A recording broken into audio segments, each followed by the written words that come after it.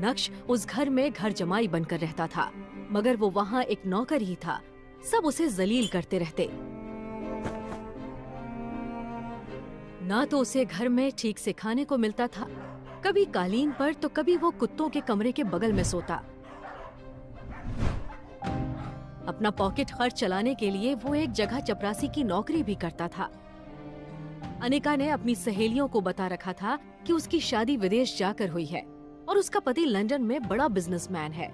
मगर जब उसकी सहेलियां उसे अपने हस्बैंड्स के दिए हुए महंगे महंगे गिफ्ट्स दिखाती तो वो जल भुनकर राख हो जाती।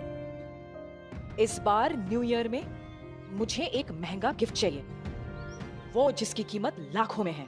तुम्हें पता है मैंने आज तक इतने पैसे देखे भी नहीं है, कहाँ से लाके दूंगा इतना महंगा तोहफा? तो ये तुम्हें मुझसे शादी करने से पहले सोचना चाहिए था। मर्द होकर अपनी बीवी की डिमांड्स भी पूरी नहीं कर सकते। छी।